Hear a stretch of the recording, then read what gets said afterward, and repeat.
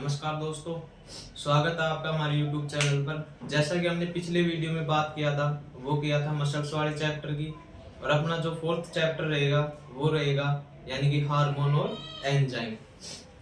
Chapter अपना 4,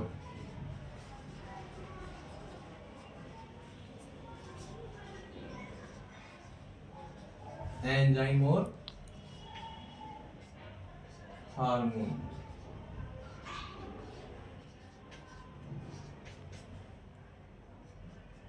अब हम बात करें दोस्तों यानी कि एंजाइम की डेफिनेशन की।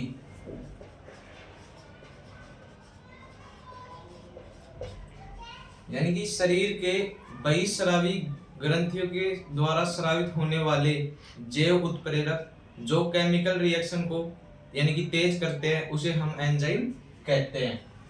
यानी कि शरीर के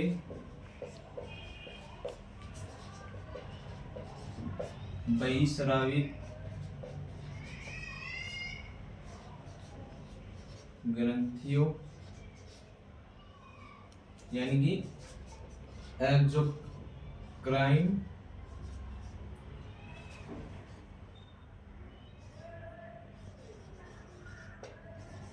ग्लैंड्स के द्वारा होने वाले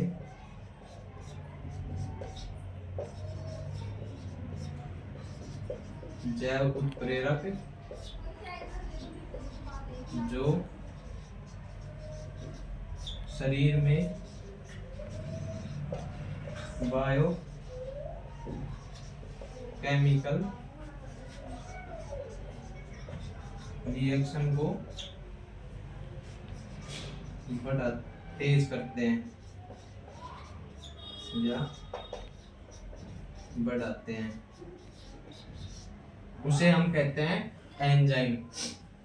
अब इसकी बात करें यानी कि एंजाइम होता है वो रिएक्शन में बार बार काम में आता है। और इसके एग्जाम्पल की बात करें तो जैसे लाइपेज हो गया, एक पेप्टाइड हो गया, ये इसके एग्जाम्पल हो गए। यानी कि एंजाइम जो बही ग्रंथियों के द्वारा स्रावित होने वाले जैव उत्प्रेरक जो शरीर में बायोकेमिकल रिएक्शन को तेज या बढ़ाने का कार्य करते हैं उसे हम एंजाइम कहते हैं। और एग्जाम्पल की बात करें जैसे एमाइलेज हो गया, लाइपेज हो गया और पेप्टाइड हो गया। ये तो हो गया दोस्तों एंजाइम की बात। यहाँ दोस्तों एक ये वो लिख लेना स्रावित, यानी कि शरीर के बही ग्रंथि स्राव के द्वारा स्रावित होने वाले जैव उत्प्रेरक जो शरीर में बायोकेमिकल रिएक्शन की स्पीड को तेज या बढ़ाते हैं उसे हम एंजाइम कहते हैं। इसमें एक तो लाइपेज हो गया, एक हो गया एमाइलेज एग्जाम्पल की बात करें, और एक हो गया ट्रिप्सिन। अब हम बात करें यानी कि हार्मोन की। अब हम बात करें दोस्तों हार्मोन की। हार्मोन की डेफिनेशंस की बात करें तो शरीर के अंतःस्रावी ग्रंथि यानी कि एंडोक्राइन ग्लैंड्स के द्वारा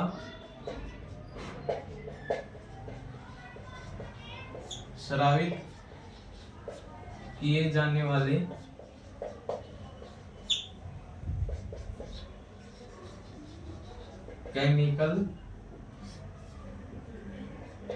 केमिकल मैसेजर यानी कि रासायनिक संदेशवाहक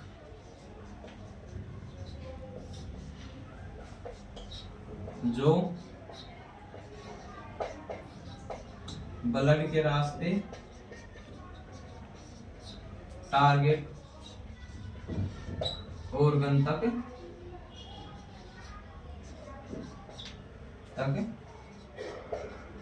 पहुंचते हैं। ये होते हैं दोस्तों यानी कि जो ये डेस्ट्रोल हो जाते हैं। डेस्ट्रोल क्यों होते हैं? जैसे मान लीजिए कि गाय है, गाय में जब ऑक्सीटोसिन का स्राव होता है वह 2-3 मिनट के लिए ही होता है। बाद में उसका जो सिक्रेशन होता है वह धीरे धीरे कम होने लगता है, इसलिए जो इसे यानी कि जो हार्मोन का होता है वह डेस्ट्रोल होता है। अब हार्मोन की परिभाषा की बात करें तो शरीर के अंतःस्रावी ग्रंथि यानी कि एंडोक्राइन ग्लैंड्स के द्वारा स्रावित किए जाने वाले रासायनिक संदेशवाहक जो ब्लड के रास्ते टारगेट ऑर्गन्स तक पहुंचते हैं, उसे हम हार्मोन कहते हैं। अब हम बात करें दोस्तों हार्मोन और एंजाइम में यानी कि अंतर की।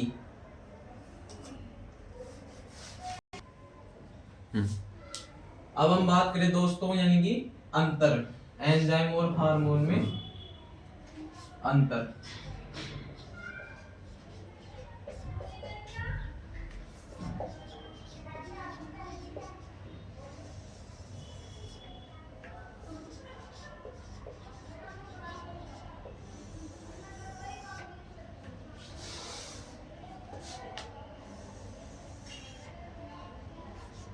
ये हो गया हार्मोन। अब बात करें इसके फर्स्ट पॉइंट की, यानी कि इसको कौन स्रावित करता है।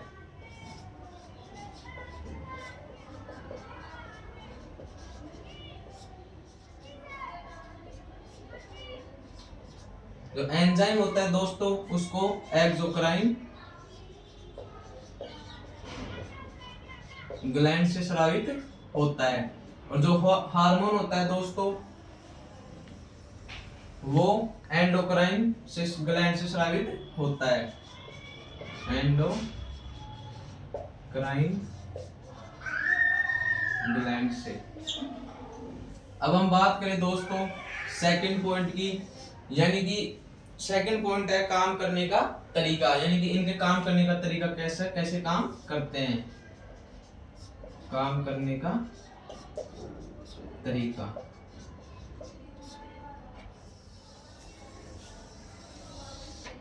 जो एंजाइम होते हैं दोस्तों वो जैव उत्प्रेरक की तरह कार्य करते हैं, और जो हार्मोन होते हैं वह रासायनिक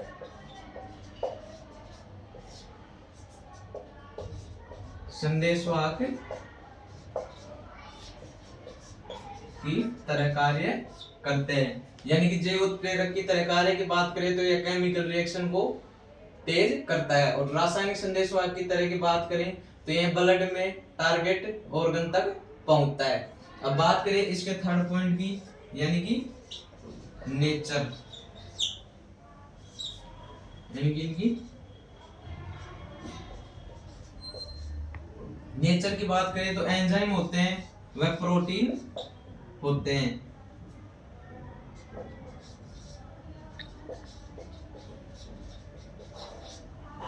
और हार्मोन होते हैं दोस्तों वो प्रोटीन और अमीनो एसिड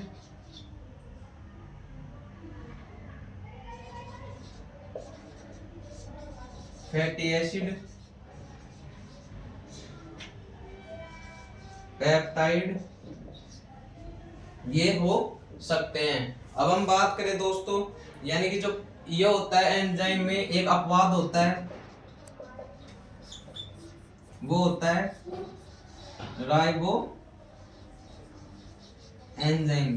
तो ये होता है दोस्तों ये आरएनए एंजाइम है जो इसका अपवाद होता है, और ये है दोस्तों ये एलएसए 2024 में पूछा भी गया था कि जो एंजाइम होता है उसकी यानी कि एंजाइम होते हैं वह नेचर में कैसे होते हैं। तो यानी कि इसकी बात करें एंजाइम की तो वो प्रोटीन होते हैं, यानी कि ये पूछा गया था एलएसए 2024 में। अब बात करें दोस्तों फोर्थ पॉइंट की,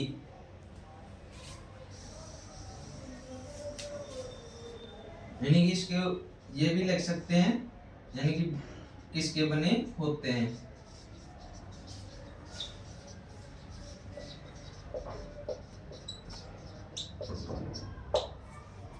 अब बात करें दोस्तों फोर्थ पॉइंट की, यानी कि ये री यूज होते हैं या नहीं।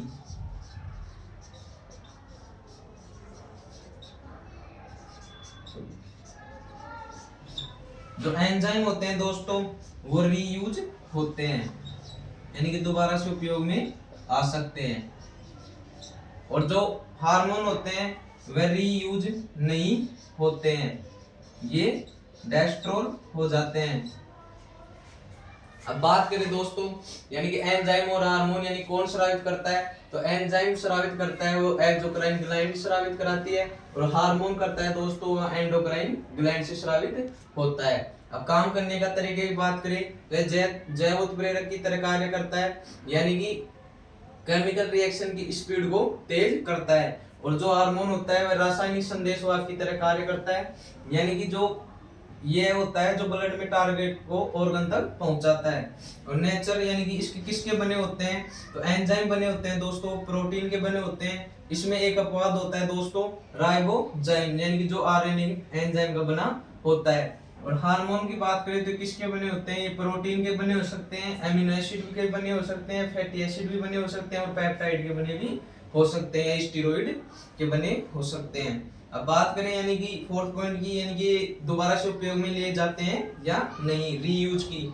तो रीयूज यानी कि एंजाइम को होता है दोस्तों, इसको रीयूज होते हैं, और हार्मोन होता है उसे रीयूज नहीं ले सकते। अब बात करें दोस्तों 5 पॉइंट की, यानी कि कार्य करने का तरीका। अब हम बात करें दोस्तों 5 पॉइंट की, यानी कि बनने व कार्य करने का तरीका। यानी कि एंजाइम होता है वह जहां बनता है दोस्तों वहीं पर काम करता है, यानी कि जहां बनता है वहीं कार्य करता है। और हार्मोन होता है दोस्तों वो बनता कहीं और है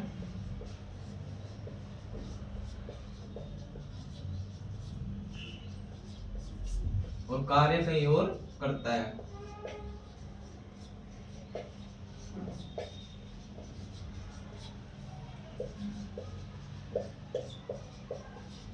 अब बात करें दोस्तों यानी कि एंजाइम के एग्जाम्पल की, तो जो पेप्सिन एंजाइम होता है वह स्टोमच में बनता है और स्टोमच पे ही कार्य करता है।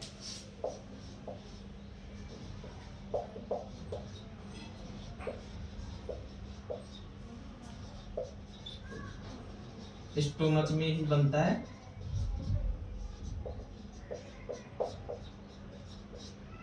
और इसी पर कार्य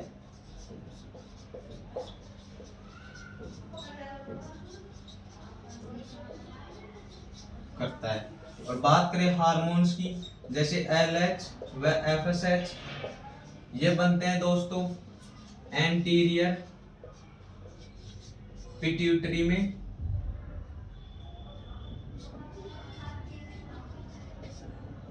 और ये कार्य करते हैं दोस्तों, ये करते हैं यानी कि टेस्टिस व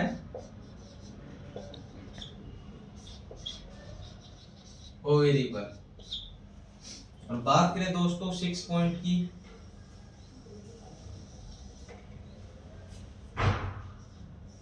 यानी कि यह टारगेट ऑर्गन्स तक कैसे पहुंचते हैं।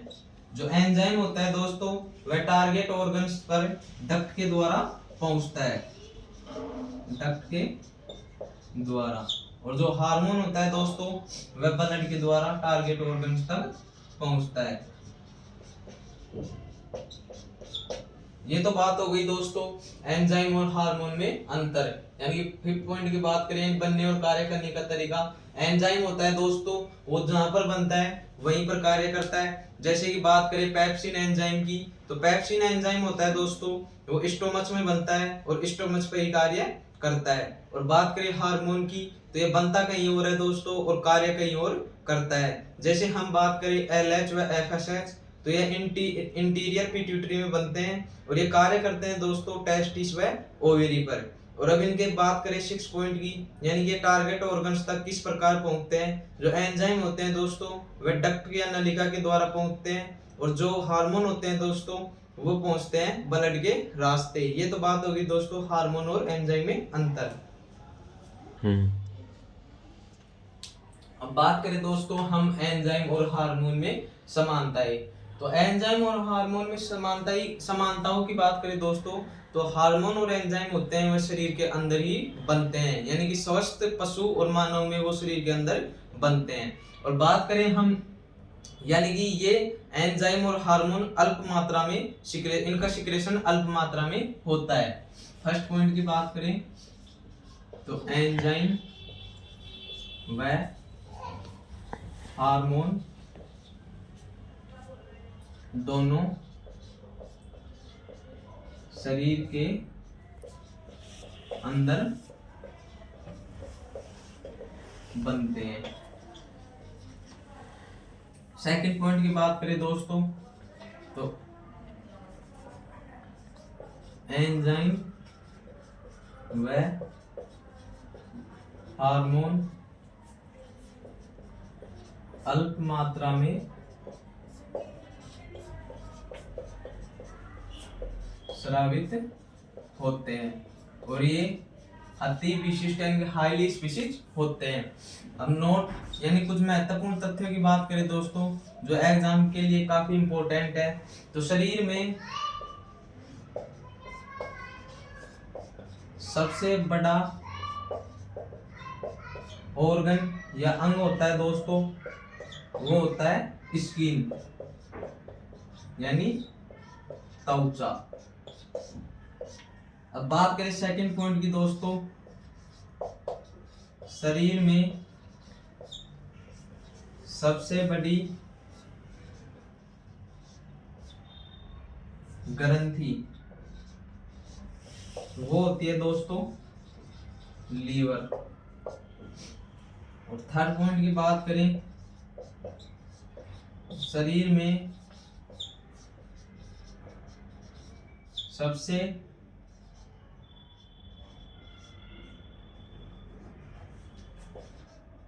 बड़ा अंतःस्रावी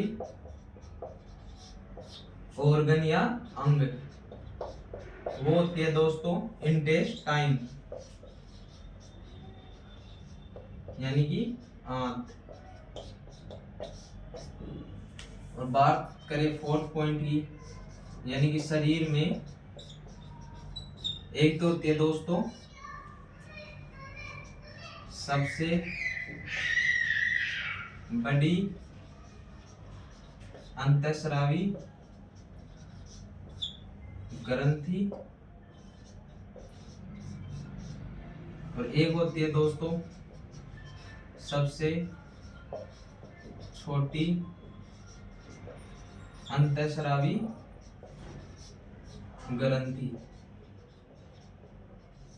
जो सबसे बड़ी अंतःस्रावी ग्रंथि होती है दोस्तों वो होती है थायराइड ग्लैंड्स। और बात करें सबसे छोटे अंतःस्रावी तो वो होती है पीनियल ग्लैंड्स। इनकी बात करें दोस्तों एंजाइम व हार्मोन में समानताएं। जो एंजाइम व हार्मोन होते हैं वह दोनों शरीर के अंदर बनते हैं। और बात करें एंजाइम व हार्मोन वो दोनों अल्प मात्रा में इनका सिक्रेशन होता है। और बात करें शरीर में सबसे बड़े ऑर्गन की तो वो होती है दोस्तों स्किन। और शरीर में सबसे बड़ी ग्रंथि होती है दोस्तों वो होती है लीवर। और बात करें शरीर में सबसे बड़ा अंतःस्रावी अंग वो होता है इंटेस्टाइन। और एक होता है दोस्तों शरीर में सबसे बड़ी अंतःस्रावी ग्रंथि वो होती है थायराइड ग्लैंड्स। और बात करें सबसे छोटी अंतःस्रावी ग्रंथि तो वो होती है पीनियल ग्लैंड्स।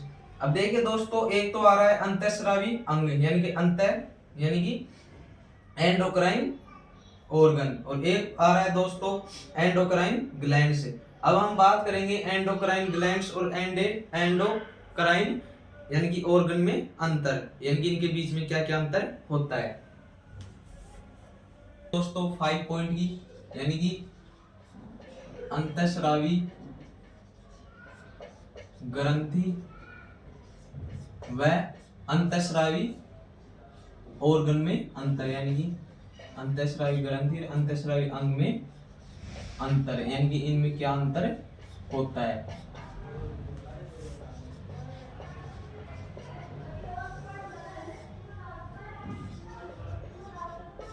अंतःस्रावी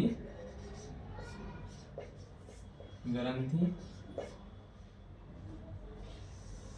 और इधर हम बात करें अंतःस्रावी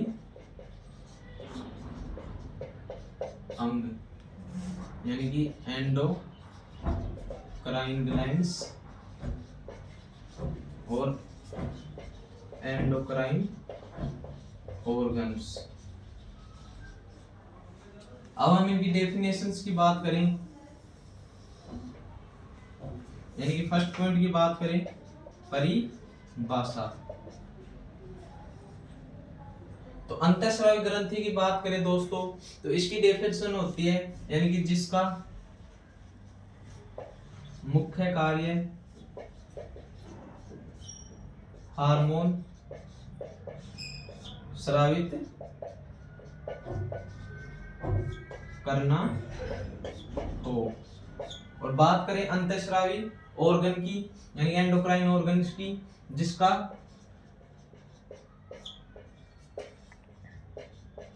द्वितीय कार्य हार्मोन स्रावित करना,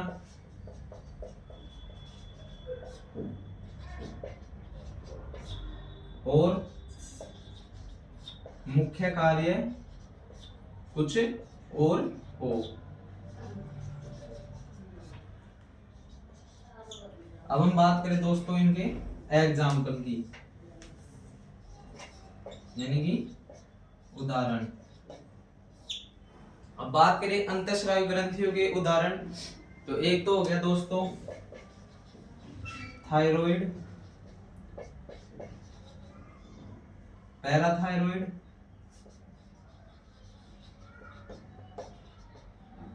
ये हो गया दोस्तों पीनियल।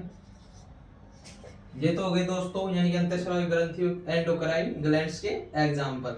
अब हम बात करें अंतःस्रावी अंग के एग्जाम्पल की, तो इसमें दोस्तों एक तो हो गया इंटेस्टाइन, एक हो गया हार्ट, एक हो गया लीवर। यानी कि बात करें यानी कि इनमें अंतर की, तो अंतःस्रावी ग्लैंड यानी कि एंडोक्राइन ग्लैंड्स क्या होती है, यानी कि जिसका मुख्य कार्य यानी कि हार्मोन का सिक्रेशन करना होता है, उसे हम एंडोक्राइन ग्लैंड्स कहते हैं। और एंडोक्राइन ऑर्गन्स की बात करें, तो जिसका द्वितीय कार्य तो हार्मोन स्रावित करना होता है, और जिसका मुख्य कार्य होता है वह कुछ और होता है। जैसे हम बात करें यानी कि इंटेस्टाइन की, तो इंटेस्टाइन का मुख्य जो काम होता है वह भोजन का पाचन करना होता है, लेकिन यह हार्मोन का सिक्रेशन भी करती है। ये बात हो गई दोस्तों यानी अंतःस्रावी ग्लैंड्स और अंतःस्रावी ऑर्गन्स की। अब हम बात करेंगे 6 पॉइंट की।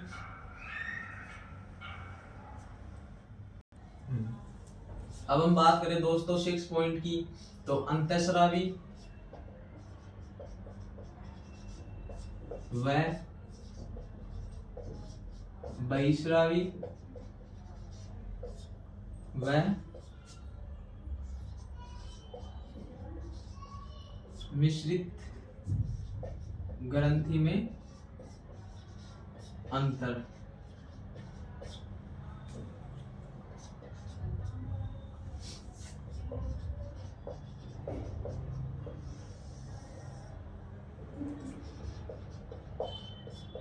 अंतःस्रावी ग्रंथि यानी कि एंडोक्राइन ग्लैंड्स, और इधर हम बात करें बहिस्रावी ग्रंथि यानी कि एक्सोक्राइन ग्लैंड्स, और इधर हम बात करें मिश्रित ग्रंथि। अब हम बात करें दोस्तों इनके डेफिनेशंस की। फर्स्ट पॉइंट है परिभाषा, यानी कि अंतःस्रावी ग्रंथि की बात करें तो जिसका मुख्य कार्य हार्मोन सिक्रेशन करना होता है, यानी कि हार्मोन स्रावित करना है। और बात करें जिनका यानी कि बहिस्रावी ग्रंथि का, यानी कि जिनका सिक्रेशन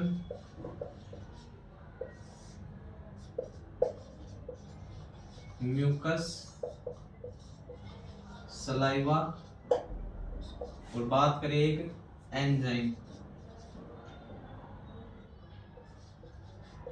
इनसे हो रहा है दोस्तों, वो है बहिस्रावी ग्रंथि। और मिश्रित ग्रंथि की तो बात करें तो एंडोक्राइन प्लस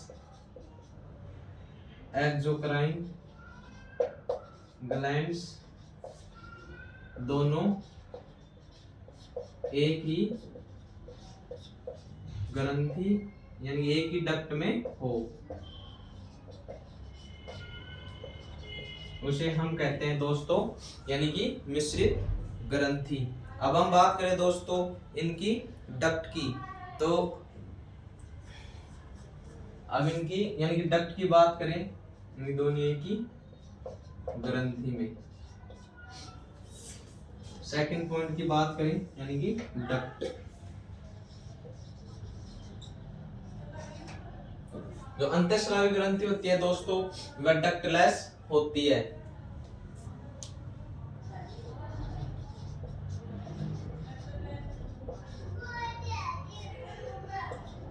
और बात करें बहिस्रावी ग्रंथि की तो ये इसमें होती है यानी कि डक्ट पाई जाती है।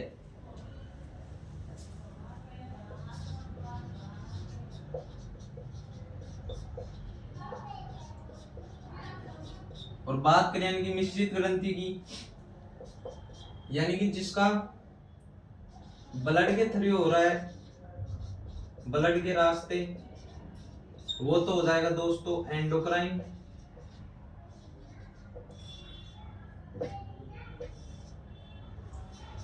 और जिसका डक्ट के माध्यम से हो रहा है वो हो जाएगा दोस्तों एक्सोक्राइन। यानी कि इनका जो ब्लड के रास्ते हो रहा है, इनका डक्ट यानी कि जो ब्लड के रास्ते जा रहा है वो तो एंडोक्राइन, और जिसका डक्ट के माध्यम से हो रहा है वह एक्सोक्राइन। ये तो हो गए मिश्रित ग्रंथि के डक्ट। और बहिस्रावी ग्रंथि के डक्ट की बात करें तो इसमें डक्ट पाई जाती है, और अंतःस्रावी ग्रंथि होती है यह डक्टलेस होती है, यानी कि इसमें कोई डक्ट नहीं पाई जाती है। अब हम बात करें इनके एग्जाम्पल की, तीसरा पॉइंट है उदाहरण। अब हम बात करें दोस्तों अंतःस्रावी ग्रंथि के उदाहरण, तो अंतःस्रावी ग्रंथि के उदाहरण होते हैं हाइपोथैलेमस हो गया, एक हो गया दोस्तों यानी कि थायराइड, पैराथायराइड और पिट्यूटरी, यानी कि इसमें हो गया हाइपोथैलेमस,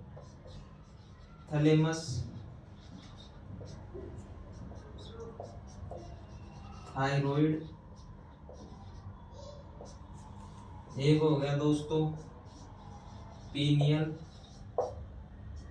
एक पैराथायराइड। अब हम बात करें दोस्तों यानी कि बहिस्रावी ग्रंथियों के एग्जाम्पल की, जैसे बात करें मेमोरी ग्लैंड्स की,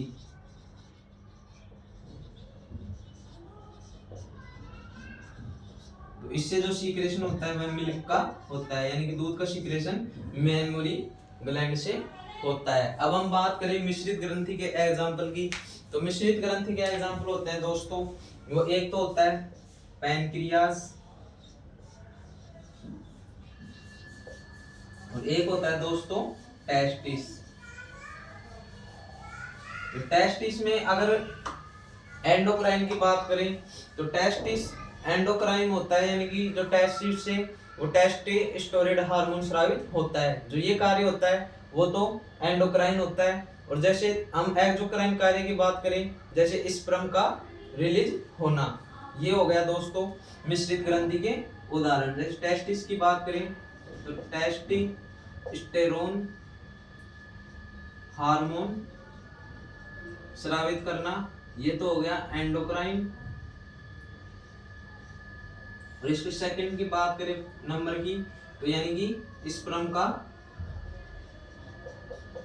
रिलीज होना, ये कार्य हो गया इसका एक्सोक्राइन, इसलिए इसे मिश्रित ग्लैंड्स बोलते हैं, यानी मिक्स ग्लैंड कहते हैं। अब बात करें अंतःस्रावी की परिभाषा की, तो जिसका मुख्य कार्य हार्मोन स्रावित करना होता है उसे हम अंतःस्रावी ग्रंथि कहते हैं। और बात करें बहिस्रावी ग्रंथि की, यानी कि एक्सोक्राइन ग्लैंड्स की, तो जिसका सीक्रेशन म्यूकस, सलाइवा, एंजाइम आदि के द्वारा हो रहा है उसे हम बहिस्रावी ग्लैंड्स यानी कि एक्सोक्राइन ग्लैंड्स कहते हैं। और बात करें मिक्स ग्लैंड्स की, तो यानी कि एंडोक्राइन प्लस एक्सोक्राइन ग्लैंड्स दोनों एक ही ग्रंथि में हो उसे हम कहेंगे मिश्रित ग्रंथि, यानी कि एंडोक्राइन और एक्सोक्राइन यानी कि अंतःस्रावी और बहिस्रावी यानी कि दोनों एक ही डक्ट में हो, एक ही ग्रंथि में हो, उसे हम कहेंगे मिश्रित यानी कि मिक्स ग्लैंड। अब इसमें बात करें डक्ट, तो अंतःस्रावी ग्रंथि होती है दोस्तों वो डक्टलेस होती है, और बहिस्रावी ग्रंथि होती है इसमें डक्ट पाई जाती है। और मिश्रित ग्लैंड्स होती है अगर उसमें ब्लड के रास्ते हो रहा है दोस्तों तो वो एंडोक्राइन हो गया, अगर जिसका डक्ट के माध्यम से हो रहा है वो हो गया एक्सोक्राइन। और बात करें उदाहरण की, तो अंतःस्रावी ग्रंथि यानी कि एंडोक्राइन ग्लैंड्स के एग्जांपल की बात करें तो हाइपोथैलेमस हो गया, थायराइड हो गया, पीनियल हो गया, पैराथायराइड हो गया। और बहिस्रावी ग्रंथि यानी कि एक्सोक्राइन ग्लैंड्स के एग्जांपल की बात करें तो मेमोरी ग्लैंड्स यानी कि जो स्तन ग्रंथि होती है उससे मिल्क स्राव हो रहा है, यानी कि वो हो गया बहिस्रावी ग्रंथि का एग्जांपल।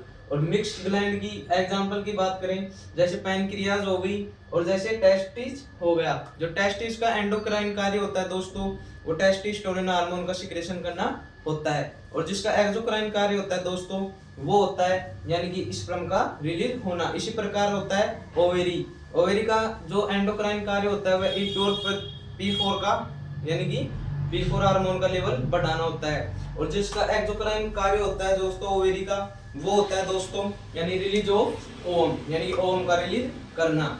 ये तो बात हो गई दोस्तों अंतःस्रावी और बहिस्रावी ग्रंथि व मिश्रित ग्रंथि में अंतर। अब हम बात करें 7 पॉइंट की, यानी कि ये तो बात हो गई दोस्तों 6 पॉइंट तक। अब हम बात करेंगे यानी कि पीनियल, थायराइड और पैराथायराइड हार्मोन क्या यानी कि क्या क्या कार्य और क्या क्या होते हैं।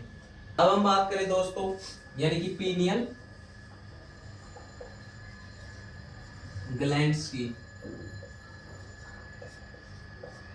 यानी कि जो पीनियल ग्लैंड्स होती है दोस्तों वो हार्मोन सिक्रेट करती है, वो करती है दोस्तों यानी कि मेलेटोनिन हार्मोन।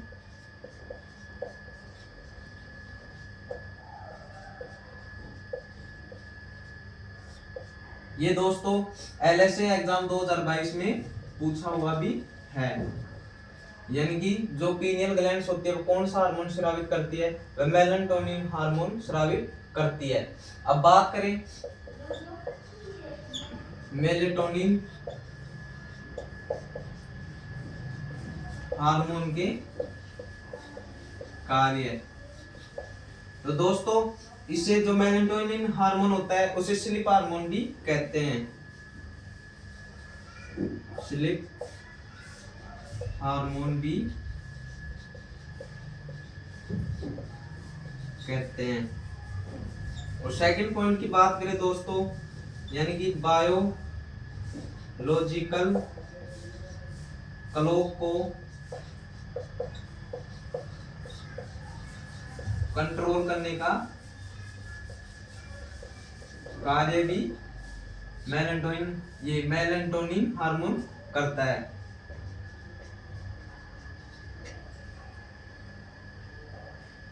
अब बात करें दोस्तों मेलेटोनिन का यानी कि पीक सिक्रेशन यानी कि मेलेटोनिन कब स्रावित होता है, तो ये होता है दोस्तों यानी कि मिड नाइट में, यानी कि जब आंखों से रोशनी नहीं गुजरती है तब होता है दोस्तों मेलेटोनिन हार्मोन स्रावित यानी कि मेलेटोनिन हार्मोन का सिक्रेशन होता है।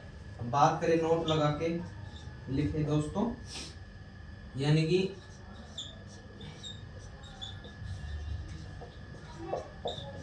मेलेटोनिन का पीक सिक्रेशन वो होता है दोस्तों मिड नाइट में। मिड नाइट में कब होएगा दोस्तों, जब आंखों से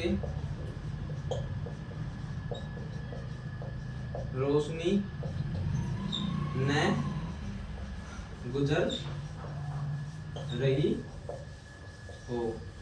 ये बात दोस्तों इस प्रकार है, जैसे आप 12 घंटे सोकर भी यानी कि जो पूरी नींद पूरी नहीं कर सकते हैं, और गांव में होते हैं दोस्तों वो 6 घंटे सोकर भी वो नींद पूरी कर लेते हैं। जैसे मेलेटोनिन हार्मोन होता है वह मिडनाइट में वो सिक्रेशन होता है। ये मिडनाइट में होता है दोस्तों। जो गांव में होते हैं वो तो रात को 1-2 बजे तक सोते हैं, तो मिड यानी कि जो मेलेटोनिन हार्मोन होता है वो उनमें स्रावित नहीं हो पाता है। और गांव की बात करें दोस्तों, तो गांव के लोग होते हैं दोस्तों वो 8-9 बजे के करीब सो जाते हैं, तो इस कारण उनमें मेलेटोनिन हार्मोन होता है, यानी कि वो सही सीक्रेट होता है, जिस कारण होता है दोस्तों गांव के लोग होते हैं, गांव के लोगों में यानी कि इस कारण हम देखते हैं कि दोस्तों यानी कि जो गांव के लोग होते हैं वह 6 घंटे सोकर भी पूरी नींद पूरी कर पाते हैं, और जो शहर के लोग होते हैं दोस्तों वह 12 घंटे सोकर भी यानी कि नींद पूरी नहीं कर पाते हैं, यानी कि वो तनाव महसूस करते हैं। तो ये बात हो गई दोस्तों पीनियल ग्लैंड्स की। तो पीनियल ग्लैंड्स जो हार्मोन सीक्रेट करती है वो करती है मेलेटोनिन हार्मोन। और जो मेलेटोनिन हार्मोन के कार्य की बात करें तो इसे हम दोस्तों स्लीप हार्मोन भी कहते हैं। यह इंपॉर्टेंट है दोस्तों एग्जाम की दृष्टि से। और ये बायोलॉजिकल क्लॉक यानी कि जो सोने की इनकी क्लॉक होती है यानी कि उनको कंट्रोल करने का कार्य करती है, बायोलॉजिकल क्लॉक को कंट्रोल करने का कार्य करती है। और जो मेलेटोनिन का पीक सिक्रेशन होता है दोस्तों यानी कि मेलेटोनिन स्रावित होता है वह मिडनाइट को स्रावित होता है, जब आंखों से कोई रोशनी न गुजर रही हो तब हमारे को मेलेटोनिन हार्मोन का सिक्रेशन देखने को मिलता है। ये तो बात हो गई दोस्तों पीनियल ग्लैंड्स की। अब हम बात करेंगे दोस्तों थायराइड ग्लैंड्स। अब हम बात करें दोस्तों थायराइड ग्लैंड्स की।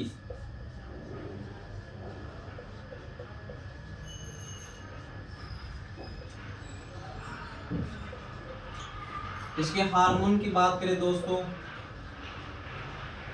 तो एक तो ये स्रावित करता है दोस्तों यानी कि थायरोक्सिन हार्मोन, और दूसरा स्रावित करता है दोस्तों कैल्सिटेन यानी कि कैल्सिटिन हार्मोन।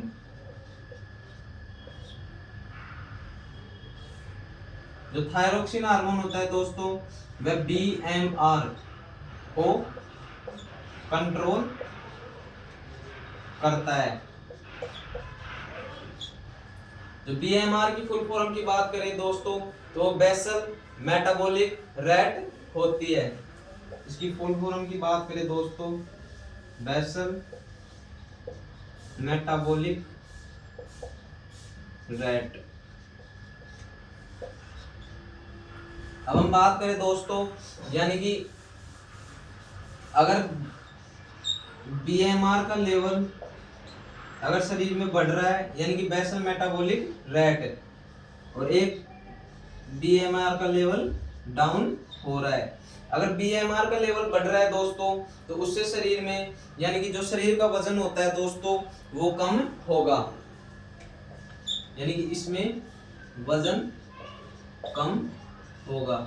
जिस व्यक्ति में बीएमआर का लेवल बढ़ रहा है उस व्यक्ति में यानी कि वजन होएगा वो कम होएगा। और जो बात करें बीएमआर की यानी कि जिस व्यक्ति में यानी कि बीएमआर का लेवल डाउन है उसमें मोटापा देखने को मिलेगा, यानी कि उसमें फैट का डाइजेशन होता है दोस्तों वो नहीं हो पाता है और उसका जमाव हो जाता है फैट का, जिस कारण उसमें मोटापा देखने को मिलेगा, यानी कि वजन ज्यादा होगा। और बात करें कैल्सिकेटिन हार्मोन की तो यह कैल्शियम यानी कि ब्लड में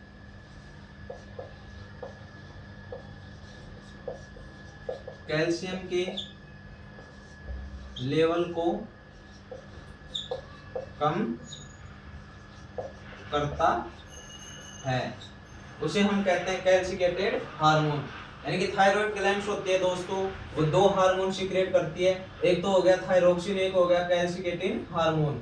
और जो थायरोक्सिन हार्मोन होता है वह बीएमआर को कंट्रोल करता है, यानी कि बेसल मेटाबॉलिक रेट को कंट्रोल करने का कार्य थायरोक्सिन हार्मोन करता है। और थायरोक्सिन हार्मोन की बात करें अगर जिसमें बीएमआर यानी कि बेसल मेटाबॉलिक रेट अगर जिस व्यक्ति में बढ़ रही है दोस्तों तो उसमें यानी कि वजन कम देखने को मिलेगा, और जिसमें बीएमआर डीएमआर रेट होती है वो डाउन हो रही है दोस्तों, तो उस व्यक्ति में यानी कि मोटापा देखने को मिलता है। और कैल्सिकेटेड हार्मोन की बात करें दोस्तों, यानी कि ब्लड में कैल्शियम का लेवल को कम करने का कार्य, वो कम करने का कार्य करती है, वो कैल्सिकेटिन हार्मोन करती है। ये तो बात हो गई दोस्तों थायराइड ग्लैंड्स की। अब हम बात करेंगे पैराथायराइड ग्लैंड्स की। अब हम बात करें दोस्तों पैराथायराइड ग्लैंड्स की। पैराथायराइड ग्लैंड्स, जो इसमें हार्मोन स्रावित होता है दोस्तों, वो स्रावित होता है पैराथायराइड हार्मोन।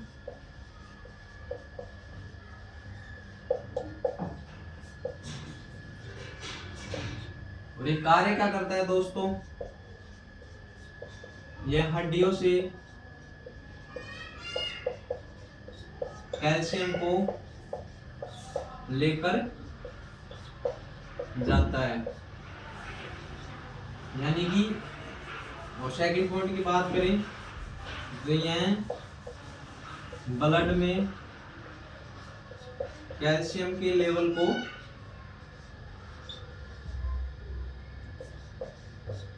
बढ़ाने का कार्य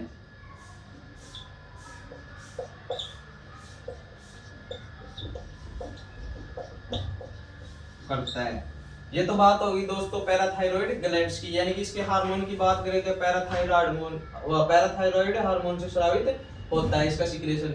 अब इसके कार्य की बात करें तो हड्डियों से कैल्शियम को लेकर जाता है दोस्तों, और जो ये होता है यह ब्लड में कैल्शियम के लेवल को कम, यानी कि कैल्शियम के लेवल को बढ़ाता है। एक तो दोस्तों अभी मैं थोड़ा पीछे बता रहा था आपको, जो कैल्शियम के लेवल को कम करता है दोस्तों, वो तो हो गया कैल्सिकेटोन हार्मोन। और बात करें जो कैल्शियम में यानी कि ब्लड में कैल्शियम के लेवल को बढ़ा रहा है दोस्तों, तो वो पैराथायराइड हार्मोन बढ़ा रहा है। तो ये दोस्तों इनमें डिफरेंट होता है, ये आपको याद रखना है। अब हम बात करेंगे पैनक्रियास की, यानी कि अग्नाशय, यानी कि मिक्स ग्लैंड की। अब हम बात करें दोस्तों पैनक्रियास यानी अग्नाशय, ये होती है मिक्स्ड ग्लैंड। अब हम बात करें तो इधर तो होता है दोस्तों एंडो, इधर हम लिखेंगे एंडोक्राइन पार्ट, और इधर हम लिखेंगे एक्सोक्राइन पार्ट। अब हम बात करें दोस्तों, यानी कि यह लंगर हैंस के दीप समूह, और इधर होते हैं दोस्तों वो होते हैं एसिनर सेल। अब एंडोक्राइन पार्ट से होता है दोस्तों वह होता है स्रावित हार्मोन, और इधर होता है दोस्तों एसिनर सेल से वो होता है एंजाइम। लंगर हैंस के दीप समूह के हार्मोन्स की बात करें तो एक तो हो गया दोस्तों ग्लूकोनोजन,